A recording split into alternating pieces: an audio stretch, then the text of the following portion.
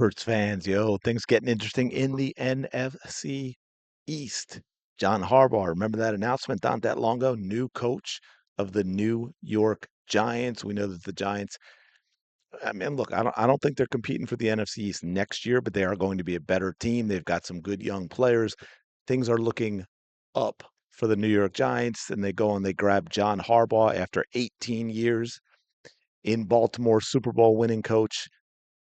Not so fast, not so fast. It turns out it was not the done deal that everyone thought it was.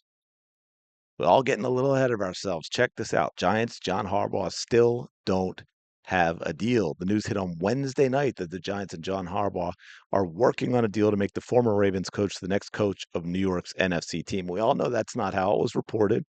It was reported as pretty much a done deal. But as of now, the latest thing I could find, and I'll show you an update to this. This was earlier today, about 5 hours ago. But then there was something even more recent. No announcement.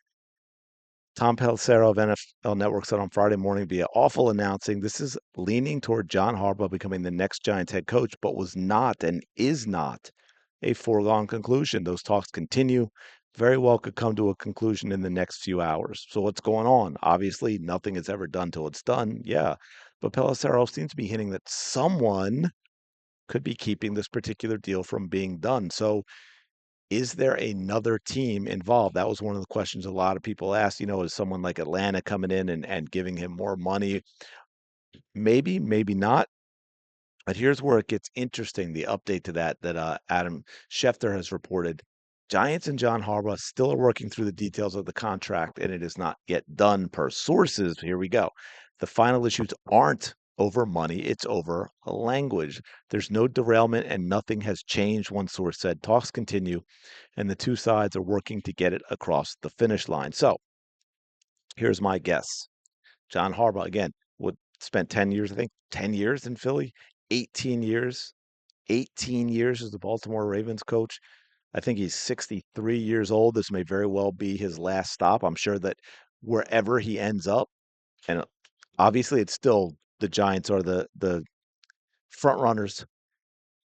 That's what he wants as his final stop. So in terms of language, my guess is they're hammering out details on how much power John Harbaugh is going to get, right? Those types of guarantees in terms of hiring and firing of staff but also when you get someone like him with the track record that he has and how long he's been around, you're probably also looking at potential roster control, veto decisions over signing players and cutting players and that sort of thing. So you're going to get into the whole John Harbaugh versus the GM type of deal going on. We all know, and I'll bring it even back to Philly, setting aside the fact that this is a division rival, so it obviously impacts us. But a lot of what we have right now, what's going on right now with Nick Sirianni, is still all because of what happened with Chip Kelly. Remember when the Eagles hired Chip Kelly, and that was a big deal at the time. One of those offensive wizards coming out of college,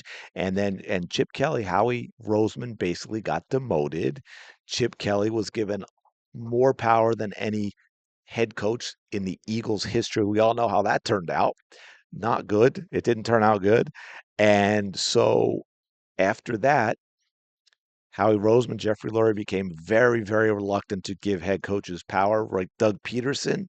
I know we talk about the poor season after the Super Bowl and so forth, but the quick short leash, I guess, is really what I should say with Doug Peterson had more to do with because hey, winning a Super Bowl should I get it, and we're talking about firing Nick, but right, it should give you some leeway, a little longer leash in most cases. But Doug Peterson wanted more power.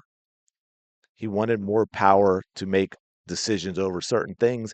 Howie and Jeff, again, traumatized by Chip Kelly, didn't want to give Doug that power, so they fired him. So, and then Nick Sirianni, we all talked about. Now, look, obviously the Eagles have had incredible success since Nick got here. But we go back, we all know that when Nick Sirianni was hired, everyone was going, huh? Who? What?